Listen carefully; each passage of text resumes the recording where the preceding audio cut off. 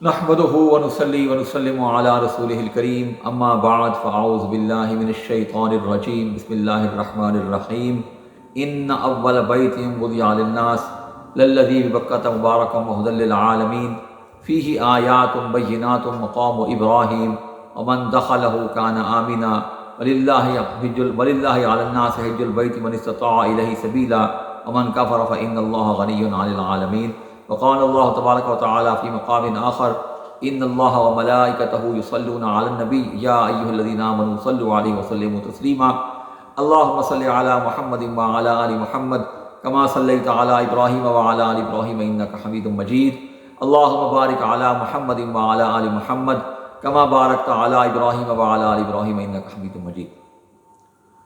معزز خواتین و حضرات، آج یکم ذی الحج سن 1444 ہجری بمطابق 20 جون سن 2023 عیسوی بروز منگل ہے۔ آج سے ایک ایسے مہینے کا آغاز ہوا جو کہ اسلامی سال کا یوں تو آخری مہینہ ہے، لیکن اسلامی سال کا ایک اہم ترین فرض، ایک اہم ترین رکن اور اسلام کا ایک اہم ترین رکن اس مہینے میں موجود ہے۔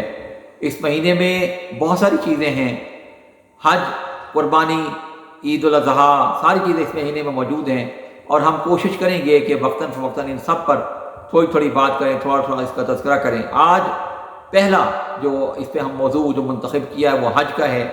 اللہ تبارک و تعالیٰ نے آپ کے سامنے میں نے جو 2 آیات پڑھی ہیں سورہ آل عمران کی آیت نمبر 96 اور 97، تو اللہ تبارک و تعالیٰ نے ان میں کیا فرمایا کہ لوگوں کے لیے جو اللہ کا جو پہلا گھر جو مبارک ہے، جو متبرک ہے، وہ کعبہ ہے اور جو مکہ میں ہے۔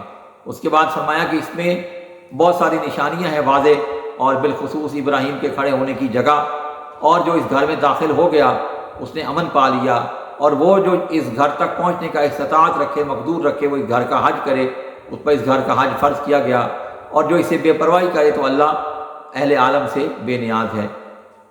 اب ان 2 آیات میں چند اہم نکات بیان کیے گئے ہیں، تھوڑی تھوڑی ان پر بات کریں گے۔ سب سے پہلی بات تو یہ کہ جو پہلا گھر ہے اللہ کا وہ کون سا ہے؟ وہ مکہ میں ہے، کعبہ شریف ہے۔ یہ جو ایک خیال پایا جاتا ہے اس وقت بہت سارے لوگوں میں، اور لوگ بولتے بھی ہیں قبلہ اول، بیت اول، بیت المقدس۔ بیت المقدس پہلا گھر نہیں ہے۔ قرآن نے جس گھر کو پہلا گھر قرار دیا ہے وہ کعبۃ اللہ ہے۔ یہ اور بات ہے کہ بیچ میں بنی اسرائیل آئے، ان کے پیغمبر آئے، حضرت موسیٰ علیہ السلام آئے، وہاں بہت سارے معاملات ہوئے، اور یہ گھر جو ہے، یہ جو بیت المقدس ہے، اس کو جو ہے کعبہ جو ہے وہ مقرر کر دیا گیا، اور لوگوں نے اس کی طرف رخ کے نماز پڑھنی شروع کر دی۔ لیکن اس سے پہلے حضرت آدم علیہ السلام، حضرت نوح علیہ السلام، اور اس سے پہلے ایون کہ حضرت ابراہیم علیہ السلام کے زمانے تک بھی یہی گھر جو تھا، جو کعبۃ اللہ تھا، جو مکہ میں تھا، یہ اللہ کا گھر تھا۔ یہ اصل میں لوگوں کے لیے جو ہے وہ ہدایت کا باعث تھا۔ ہدایت کا باعث اگرچہ وہ بھی ہے، لیکن جو پہلا اللہ کا بابرکت گھر ہے وہ کعبۃ اللہ ہے، بیت المقدس نہیں ہے۔ تو اس کو سمجھنے کی ضرورت ہے، جاننے کی ضرورت ہے۔ جو لوگوں میں ایک غلط تصور پایا جاتا ہے یہ بالکل درست نہیں ہے، اور قرآن نے اس کی نفی کی ہے، قرآن نے اس کا رد کیا ہے۔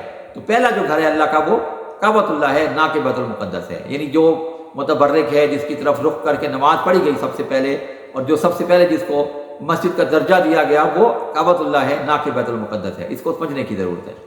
اس کے بعد بڑی اہم بات، اس گھر کے اندر اللہ کی بہت ساری نشانیاں ہیں۔ فیہ آیات بینات مقام ابراہیم، بہت ساری واضح نشانیاں۔ آیت جو ہوتی ہے وہ نشانی ہوتی ہے، اور آیات نشانیاں، آیت کی جو جمع ہے آیات۔ اور دیکھیے اسی سے ہم کہتے ہیں کہ آپ صلی اللہ علیہ وسلم کو جو سب سے بڑا معجزہ ملا وہ قرآن حکیم ہے، کہ قرآن حکیم کی جو کم و بیش 6000 آیات ہیں وہ سب آپ صلی اللہ علیہ وسلم کے معجزات ہیں، اور سب اللہ کی نشانیاں ہیں۔ اس لیے ہر ایک آیت کو آیت کہا جاتا ہے، اور اس کی جو جمع ہوتی ہے وہ آیات ہوتی ہے، ٹھیک ہے۔ تو اس گھر سے متعلق بھی فرمایا اس میں بہت ساری اللہ کی واضح نشانیاں ہیں، اور اس میں بہت بڑی جو نشانی ہے وہ مقام ابراہیم ہے، جو جس کے پاس کھڑے ہو کر عمرہ کرنے والا، طواف کرنے والا، حج کرنے والا جب بھی طواف کرے گا وہ 2 نفل جو ہے وہ لازمی پڑے گا، عمرے کے، حج کے، جو بھی عام طواف کرے گا تب بھی طواف کے 2 نفل جب تک وہ نہیں پڑے گا وہ اس کا عمرہ مکمل نہیں ہوگا، اس کا طواف مکمل نہیں ہوگا، ٹھیک ہے۔ عمرہ جو ہے اس پہ تو خیر سعی بھی ہوتی ہے، طواف بھی ہوتا ہے، لیکن جو عام طواف ہے وہ بھی ان نوافل کے بغیر مکمل نہیں ہوتا، ٹھیک ہے۔ اور یہ نوافل کوشش یہی کرنی چاہیے کہ مقام ابراہیم کے قریب پڑھے جائیں۔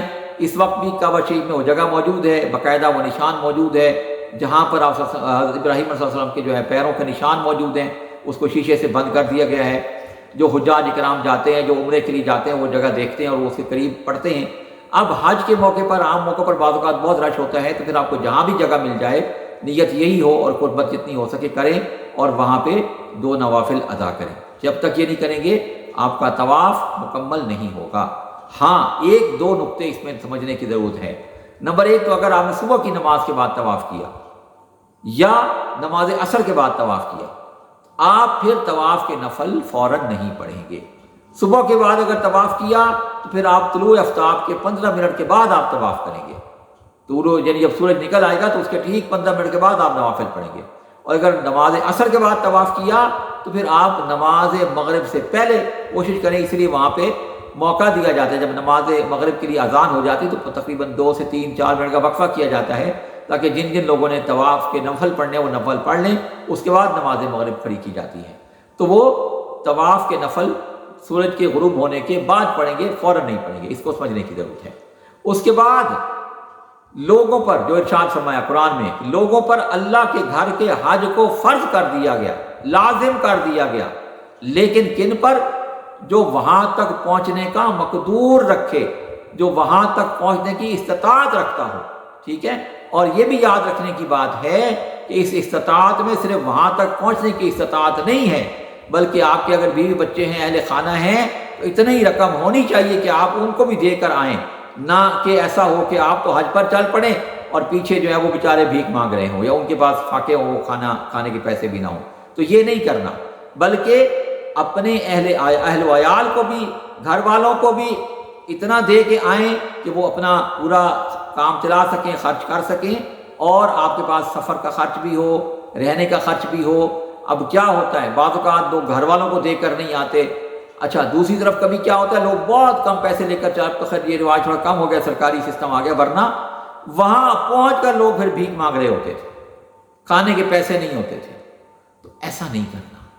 ہاں، کچھ بزرگان دین نے یہ کیا، اس کو اجازت دی گئی ہے کہ راستے میں اگر آپ مزدوری کر سکتے ہیں، کوئی کام کر سکتے ہیں، لیکن اب وہ معاملات نہیں رہے، اب اس طرح کا حج نہیں ہوتا، پیدل حج نہیں ہوتا، اور اب پھر حکومتوں کی انوالومنٹ ہوتی ہے، ان کے بغیر آپ حج کر نہیں سکتے، تو ان کے ساتھ سسٹم میں چلنا پڑتا ہے۔ تو بہرحال لیکن اتنا ضرور ہونا چاہیے کہ اپنے حج کا پورا خرچ آپ کے پاس ہو اور اہل و عیال کے لیے بھی پورا موجود ہو، تاکہ ان پر بھی آپ ان کو بھی دے کر آئیں، ٹھیک ہے؟ اور جو اس کا انکار کرے گا، وَمَنْ كَفَرَ فَإِنَّ اللَّهَ غَنِيٌّ عَنِ الْعَالَمِينَ، جس نے انکار کیا، نہیں مانا۔ اب عجیب و غریب لوگ ہیں، میں بتاؤں، وہ جی اتنا پیسہ خرچ کریں گے، اس سے بہتر ہے کسی کی غریب بچی کی شادی کروا دیں، کسی کی تیمارداری کر دیں، کسی مریض پر خرچ کر دیں، ٹھیک ہے، سب چیزوں کی اپنی اہمیت ہے۔ جو حج آپ پر فرض ہے، ایک حج آپ نے کرنا ہی کرنا ہے۔ اگر آپ کے پاس استطاعت ہے تو پہلی پریارٹی، پہلی جو ترجیح ہے وہ حج کی ہے، حج آپ پر فرض ہے، حج آپ نے کرنا ہے۔ اس کے بعد آپ کے پاس جو بچتا ہے وہ خرچ کیجئے۔ ہاں، یہ جو ایک معاملہ ہے کہ ہر سال 2 سال بعد لوگ چل پڑتے ہیں، یہ مناسب نہیں ہے، اس کی حوصلہ شکنی ہونی چاہیے۔ اس سے بہت سارے مسائل پیدا ہوتے ہیں۔ ایک تو وہی بات ہے کہ یہ رقم آپ کسی اور مقام پر بھی خرچ کر سکتے ہیں۔ دوسرا، ان بار بار جن کے پاس وسائل ہوتے ہیں لیکن بار بار آنے کی وجہ سے عام وہ لوگ جو بیچارے زندگی میں مشکل سے ایک دفعہ موقع ملتا ہے، وہ پھر اپنے فرائض حج کے جو مناسک ہیں وہ پورے صحیح طور پر ادا نہیں کر پاتے، اتنا رش ہو جاتا ہے، اتنی گیدرنگ ہو جاتی ہے کہ بہت ان کے لیے مسائل ہوتے ہیں۔ تو ان ساری باتوں کو دیکھنا چاہیے، اس لیے حکومتیں قوانین بناتی ہیں، رولز بناتی ہیں کہ لوگ ان کو فالو کریں، ہر سال حج کے لیے نہ چل پڑیں، تاکہ ان لوگوں کو بھی موقع مل سکے جو نہیں استطاعت رکھتے اور کبھی زندگی میں 1 دفعہ یا 2 دفعہ بیچارے آپ آتے ہیں، تو ان کو پراپر طریقے سے مناسک حج ادا کرنے کا موقع ملنا چاہیے۔ لیکن جو رد کر دے گا، جو نہیں مانے گا، تو پھر کیا فرمایا، اللہ بھی اہل عالم سے بے نیاز ہے، بے پرواہ ہے۔ اللہ کو تمہارے حج کی ضرورت نہیں ہے، تمہیں اصل میں وہاں پہنچنے کی اور استغفار کرنے کی، اپنے گناہوں سے معافی مانگنے کی ضرورت ہے۔ اللہ تمہارے حج کا محتاج نہیں ہے۔ دیگر عبادات کا بھی یہی معاملہ ہے کہ ہم اللہ کے محتاج ہیں، ہم اللہ عبادت کر کے بھی ہم اللہ پر احسان نہیں کر رہے ہوتے، بلکہ اللہ کی مہربانی ہوتی کہ ہمیں وہ توفیق دیتا ہے، ہمیں وہ استطاعت دیتا ہے، اور اس کے ذریعے سے اپنے گناہوں کی ہم مغفرت مانگتے ہیں، اپنے گناہوں سے معافی مانگتے ہیں، سابقہ گناہوں سے جو ہے چھٹکارا حاصل کرتے ہیں، اور آئندہ سیدھا راستے پر چلنے کی اللہ سے دعا کرتے ہیں، اور اللہ تبارک و تعالیٰ دعاؤں کو قبول کرتا ہے۔ تو حج سے متعلق یہ چند بنیادی مسائل تھے، چند بنیادی باتیں تھیں، میں نے کہا آپ تک پہنچا دی جائیں۔ ہم انشاءاللہ کوشش کریں گے کہ ہر روز یا ایک آدھ دن چھوڑ کے ایک آدھ ویڈیو بنائیں، اور حج کے مسائل بھی اگر ہوا تو مزید تھوڑی بات کریں گے، ورنہ قربانی کے مسائل، عید کے مسائل، ان سب پر انشاءاللہ آہستہ آہستہ تفصیل سے بات کریں گے، اور کوشش کریں گے کہ یہ سلسلہ جاری رہے۔ ٹھیک ہے جی، آپ سب دعا کریں کہ اللہ تبارک و تعالی ہمیں اس سلسلے کو جاری رکھنے کی توفیق عطا فرمائے۔ وآخر دعوانا ان الحمد للہ رب العالمین۔